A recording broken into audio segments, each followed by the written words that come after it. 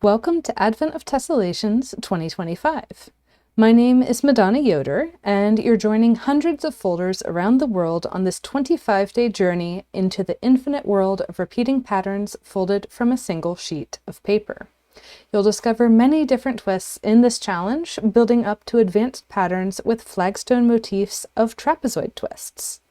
Welcome to day 18 of Advent of Tess 2025, where we're folding a pattern named Celtic Roses for these rose motifs. It's made of only closed triangle and open trapezoid twists, and these bigger triangles are actually double depth closed triangle twists, even though you see a hole on the back side. That's because the trapezoid twists are spaced so densely with the triangle that they take away a lot of the paper that would be gathered into a closed hole at the middle. So the very center of this pattern is exactly the same as yesterday's, and I'm going to move a little more quickly through that. I'm going to start by finding the center point. I'll label this side side A. And we're going to have a closed triangle twist, one space away. Both the mountain and the valley fold for this twist relative to the center is going to be one grid spacing away. Let's zoom in to see that. And then this will be a closed triangle twist with a single grid spacing between the mountain and valley folds of the pleats.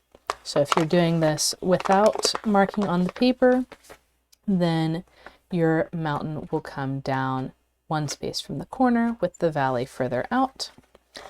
And then in the other direction up to this top corner, I'll zoom out slightly so we can see both of these corners at the same time. Or at least see their directions. Our valley fold will hit one space from the corner and the mountain one space away. This leaves our third mountain fold also hitting one space from the corner with the valley fold further away, and we can press to squash our new twist. From here, I'll flip over. And you can use the light or the directions of the grid lines from the corners to say, hey, that's the center, that's for my side B. And I'm going to have a closed triangle twist on both of these pleats around the center, centered one space out from the closed triangle hole from the other side. So there's your hole. One space out is the center of the next closed triangle twist. And likewise on this pleat coming out of that closed triangle hole, I will have a closed triangle twist centered one space out from the closed triangle hole. Then I'll take my pair of parallel pleats and flip over, putting in a triangle twist centered one space out from each of these closed triangle holes, and a triangle wrap between them.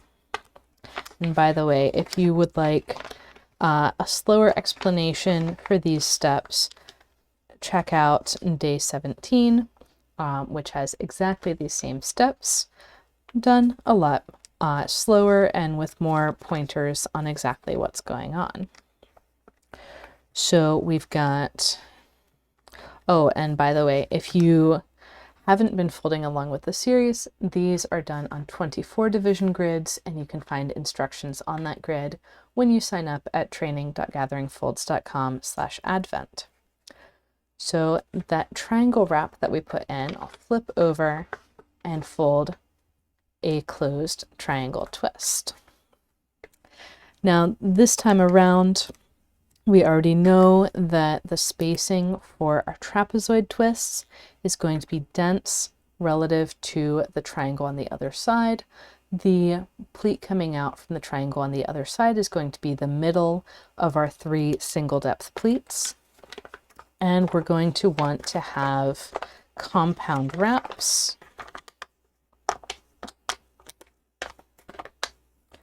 on both sides of our new trapezoid twist.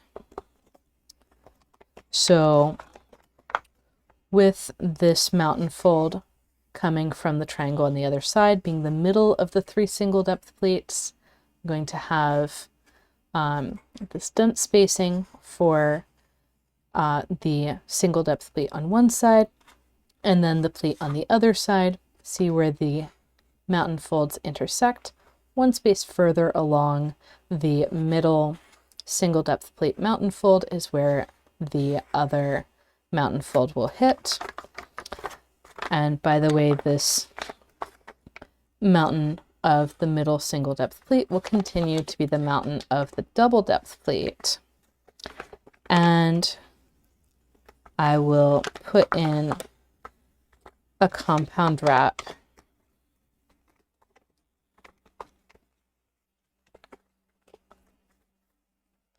on this side as well, and that compound wrap is going to come right up to the corner of my triangle twist. That's how I can have a pleat going under the twist and not fold through it. Once I have all of that in place, I can press to squash.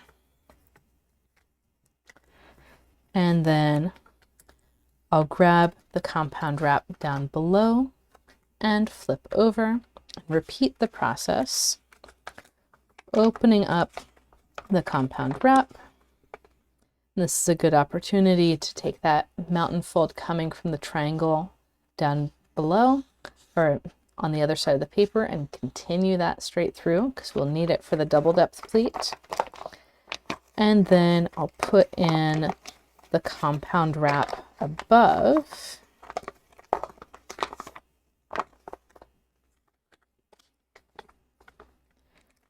And that will finalize the positioning of our trapezoid twist. Then grab that compound wrap, flip over, and again, all of these steps are shown in full glorious detail in yesterday's video.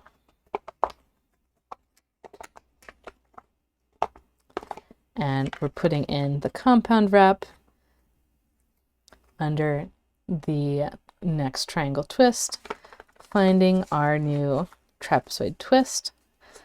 First thing I did when I flipped over is open up the compound wrap. Really, you could put in the new compound wrap before you open the old one, but it's kind of 6 one way, half dozen the other. Flipping over, I'll open the compound wrap. This helps me identify the through line of the trapezoid twist. And this time I have another pleat that's present that I'm just going to leave folded and ignore as I put in my new compound wrap. And squash the trapezoid.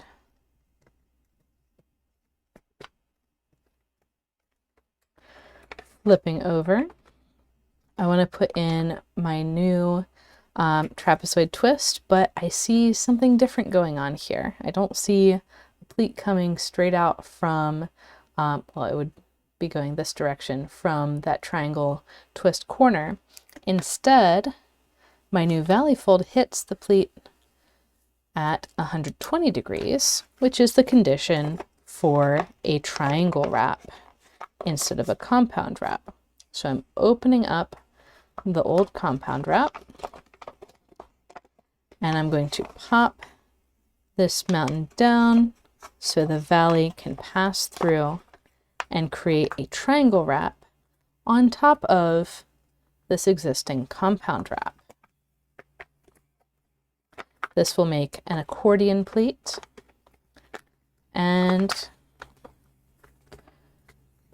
once we're done getting everything settled into place and finding the double depth pleat of our trapezoid twist, we can press to squash.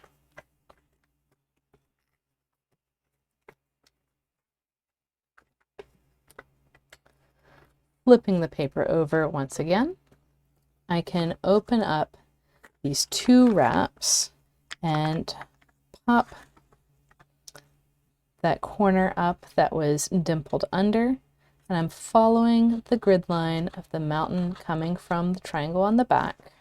That needs to be the same mountain. So I had a mountain down here, I'm pushing it one grid spacing up, and my valley of the double depth pleat goes 2 spaces above that, and I can press to squash my new trapezoid twist. So this is the point where yesterday's pattern and today's pattern diverge. Instead of putting a trapezoid twist on these 6 double depth pleats that we have, we're going to put closed triangle twists. And like I mentioned yesterday about there being spacing choices between the triangles and trapezoids, and yesterday between the pairs of trapezoids, today we have those same choices, except now it's between the trapezoid and the double depth triangle. In today's pattern specifically, we're going to have things as compressed as possible. This will keep our twists at least 1 space away from the edge of the paper. I was looking at the crease pattern right before I started recording this, and I think you could put the triangle twists, the double depth triangle twists, 1 spacing further out. So by that I mean I'm going to put the valleys coming to the inner side of this hole, but you could put the valley 1 space further out, and I'm pretty sure your twists would still stay on the paper without dangling partway off, but they would be right at the edge. So this is a double depth triangle. We've got a double depth pleat coming in. That means that I need 2 grid spacings between the valley fold and the mountain fold that I'm going to use. And so when I'm putting this together, I need to really make sure that this flap comes up and over. I need to really make sure that I have 2 grid spaces between the mountain and valley folds on all 3 sides. And then I can press to squash. So you'll notice that even before I pressed from the top, my paper wasn't wanting to stay up in that form. Like as soon as my pleats were fairly firmly in place, it was mostly squashed already. Then I'm just smoothing it out into the corners.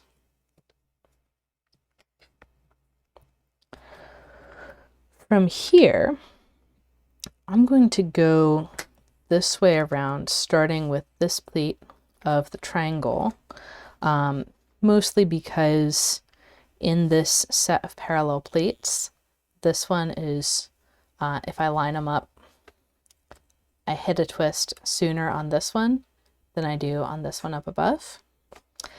And so I'm going to grab that and flip the paper over so I can put in my new trapezoid twist.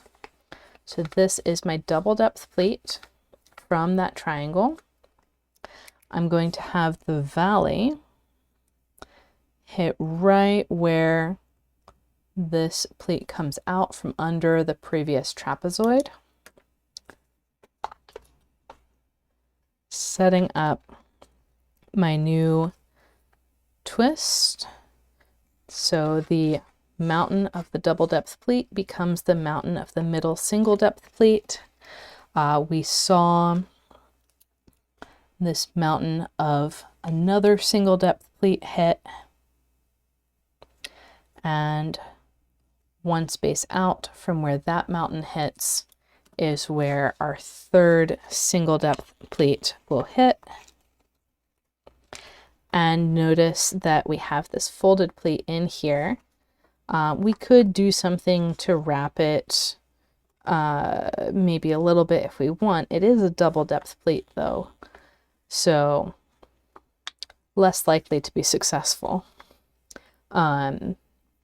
depending on exactly what we try.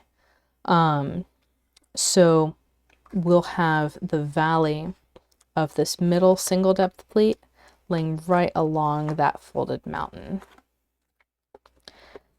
And press to squash.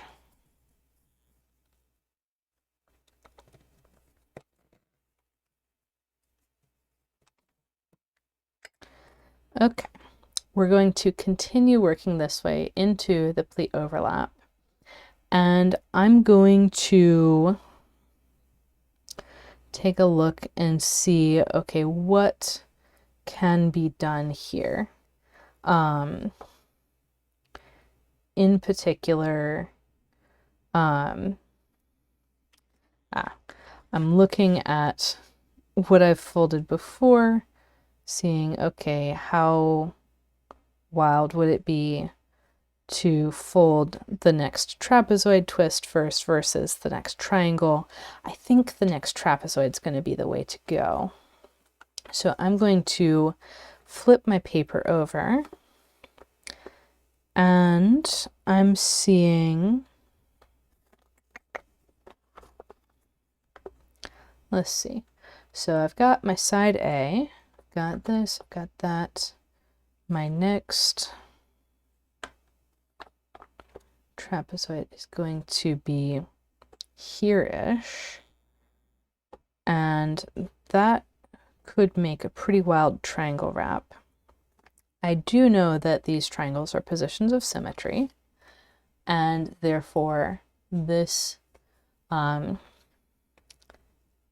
coming out, this pleat coming out from under, is going to act the same as this one. Here I have a single depth pleat. So,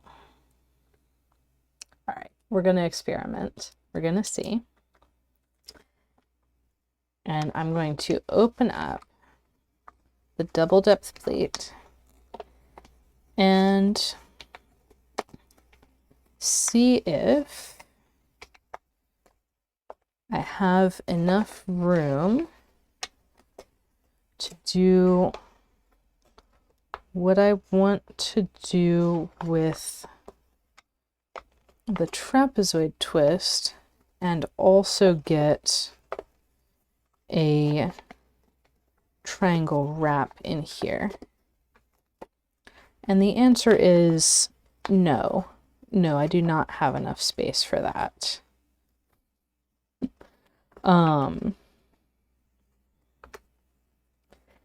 Yeah.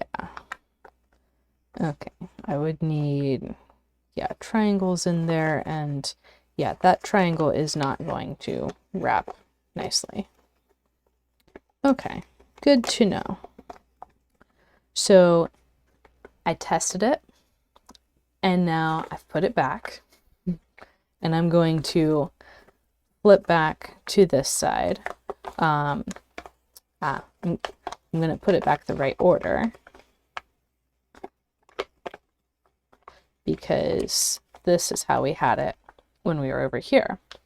And I'm going to choose to fold the next double depth triangle twist first. So this is more complicated than it could be because of the dense spacing of the triangle. Whatever spacing you choose for the first triangle needs to match all of the others. So if you want to try spacing those triangles one space further out, I definitely encourage the experiment. And like I said, it should work out on 24 divisions. I just haven't tested and verified. So for setting up this triangle twist, I'm finding the pleats for the triangle, and I'm running this double depth pleat. So remember, these are double depth pleats. I'm running that in towards this pleat from the trapezoid we just put in. And now I have a single depth pleat over a double depth pleat. I'm going to run that single depth pleat down and make a triangle wrap, but I am only able to, on screen, I'm only able to take up one grid spacing worth of this. So I still have another grid spacing worth of this double depth triangle. And I think, honestly, the easiest way to deal with it is going to be doing the pleat overlap. You can avoid it by then doing a compound wrap on the next pleat of the trapezoid, but we would just be opening that immediately on the other side. This isn't causing any new pleats, any new folds to run through these twists. So I'm just going to run through the existing twists. And then I'll press to squash the triangle twist.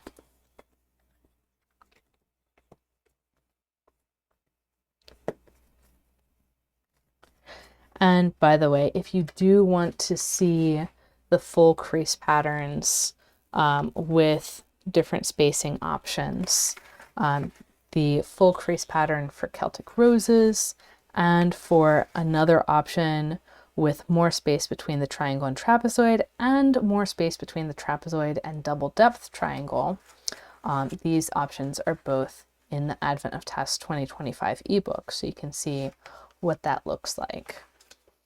Conveniently, they both work really well on a standard grid for folding more repeats with pleated borders. So I'm going to take this overlap and flip over. There's a bit of a wrap situation too. And I'll open it up. Now I've got my double depth pleat coming out this way. I'm going to pop the wrap so that double depth pleat continues. Find the rest of my trapezoid, and then in here, between the pleats from the two trapezoid twists, I'm going to put in a triangle above and triangle below, just like we did yesterday, and also a lot last week. I'm going to also, so I'm going to have this valley fold one space back from where these two mountain folds meet. I'm going to pop that valley so it's the prominent fold in there, and put in the three-way intersection of mountains above, three-way intersection of valleys tucked under for the triangle wrap below. And we get both a trapezoid and a triangle twist. And I'm going to go ahead and put in the new triangle from the wrap now, just so we don't forget it later. But you could totally leave this until you go to flip the paper over again. So flipping, I'll squash my new triangle twist and then flip back to fold another trapezoid. From here, we are repeating the loop of things that we've done before, except this time we're on the opposite side of the paper. So my new valley fold for the third trapezoid around this double depth triangle is going to come right to the middle of the side of this trapezoid below. Let's zoom in a bit more. And that is going to be a single depth pleat The pleat from the triangle twist is our double depth pleat. So that mountain will continue out. And like we saw before, the valley of that pleat will lay along this folded mountain. And then our third single depth pleat can be identified, and we can make sure everything is happy and folded on all the pleats are folded on grid lines, and then we can press to squash. And now we have our first of these rose motifs. So what we determined last time is that it's not really possible to flip over and do the trapezoid that's directly connected to this one before the big triangle, which it would be possible at different spacings. So we're going to go ahead and do the triangle twist next. We've got, at this spacing, the valley hitting on the inside of this hole, and we can open up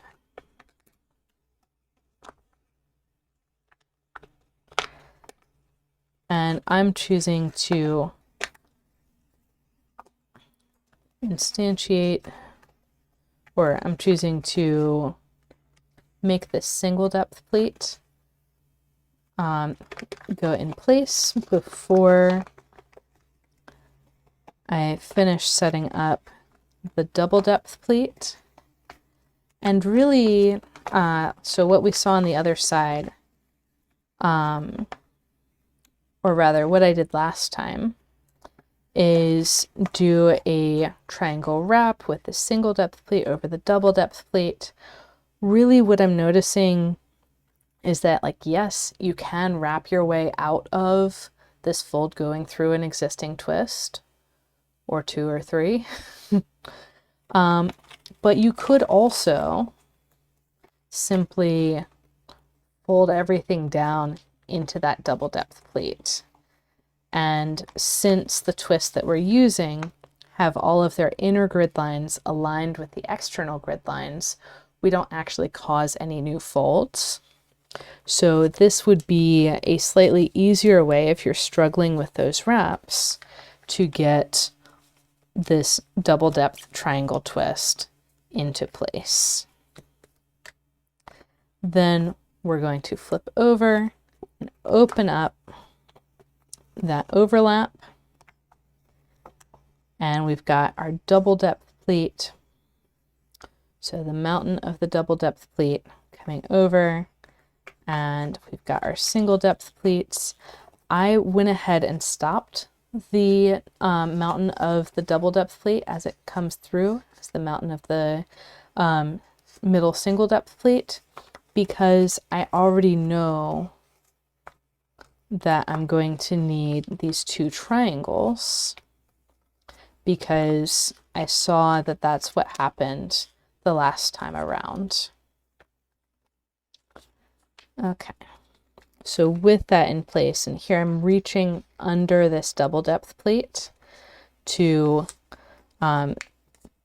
get into the corner to squash my trapezoid twist. This triangle I can fold over to help squash, and then flip back out to squash itself.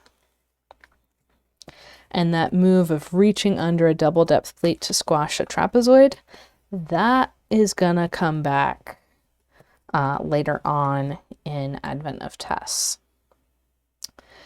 And then we could choose to, at this point, flip over and squash the triangle that we had wrapped, or we could leave it for some point later on.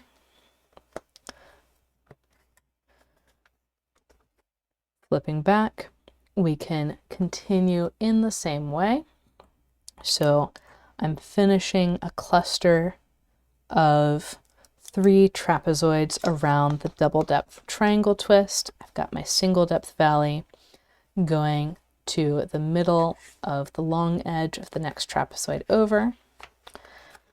And I can set up my 3 single depth pleats of that trapezoid, causing a pleat overlap in here.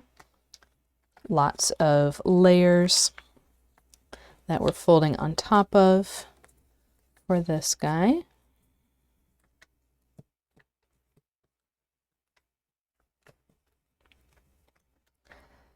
And then I'm going to immediately stay on this side and find my new double depth triangle. I'm going to restore my single depth pleat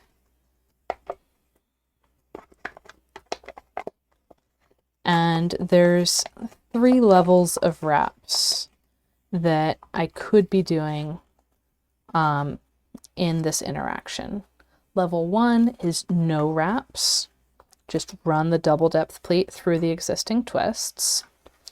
Level 2 is triangle wrap of the single depth pleat over the double depth pleat. This still runs a pleat through existing twists, actually on the same grid lines, more or less. It's just a single depth pleat instead of double depth.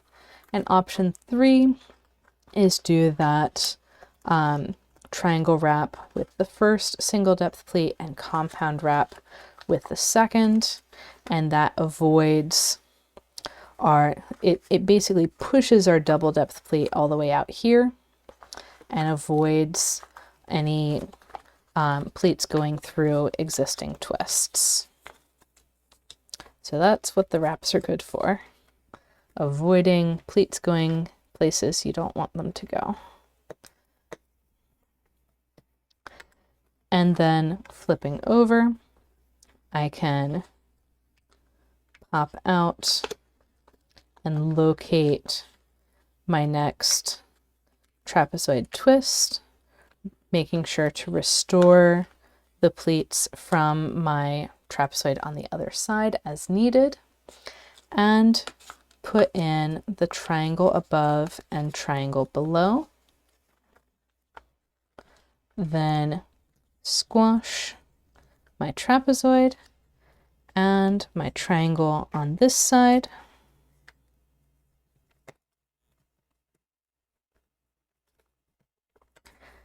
And flip and squash the triangle on the other side. Flipping back, I'll repeat the cycle, starting a new trapezoid twist off of the double depth pleat from my triangle in the previous round.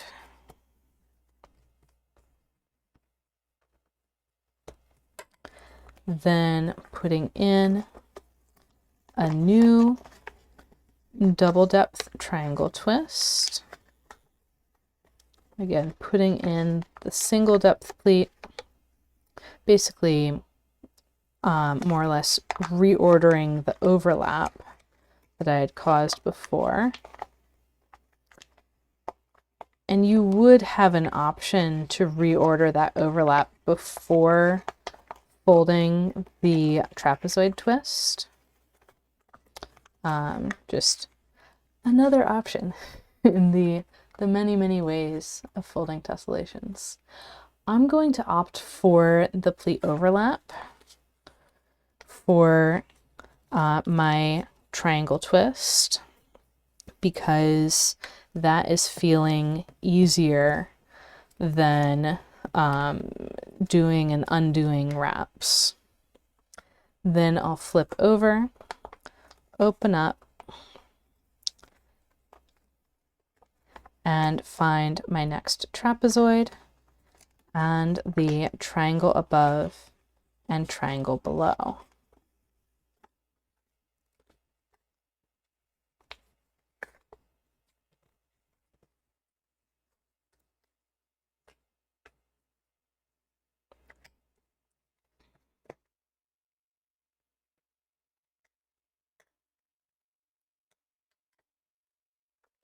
Flipping over, I'll squash the wrapped triangle and then flip back and continue the cycle.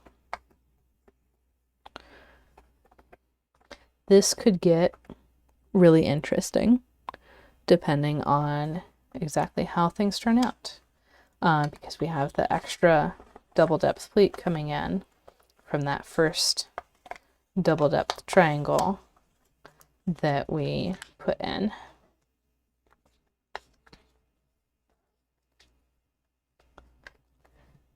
And I can get the trapezoid, no problem. Opening up, I'll send the single depth pleat of the trapezoid through and keep it folded while I find the double depth triangle twist. And in this double depth triangle twist, I did a preview.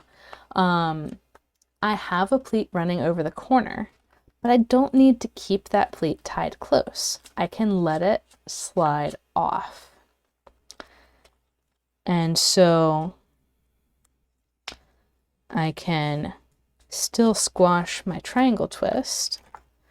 I even have space underneath. I've got that extra grid space in there. So it's not even squashing straight to the corner. And I can press through all the layers. Then flip over and open up the overlap to find my new trapezoid and triangle triangle above and triangle below.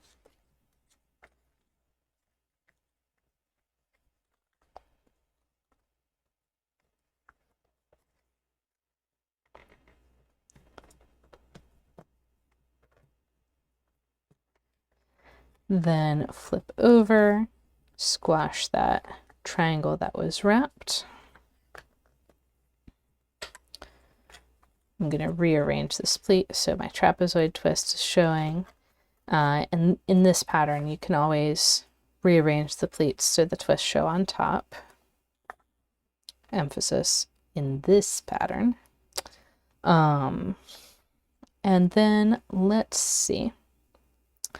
I want to get the next trapezoid on here next. And I'm going to have my valley fold come out here. I already have the double depth pleat. I'm going to open up this overlap and notice I've got that kind of spiky corner that I'm going to gently pull the valley fold to the edge. The fold's not going to stay there for very long because we're doing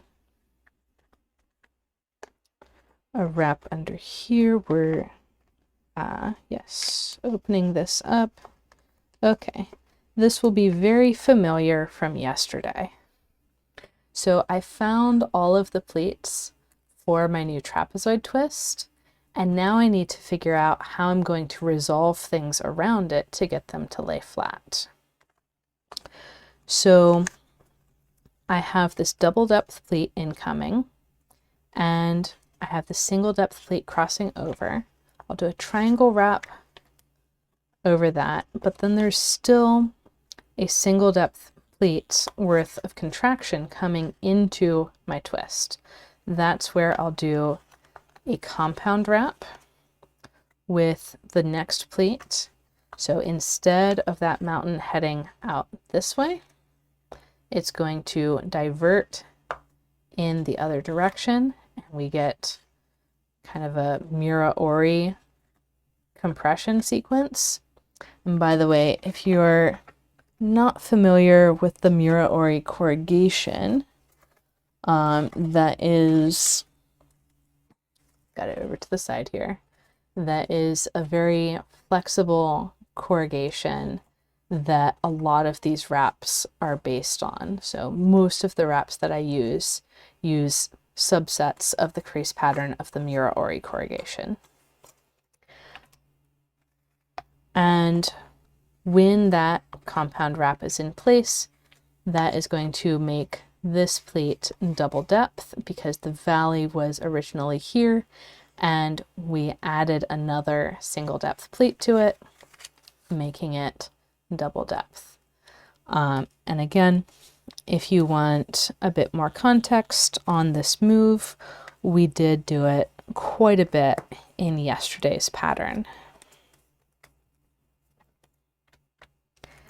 And then flipping over, we have another trapezoid twist to fold, plus, so I'm restoring the pleats of the trapezoid on the back, plus we have at this intersection the triangle above and triangle below.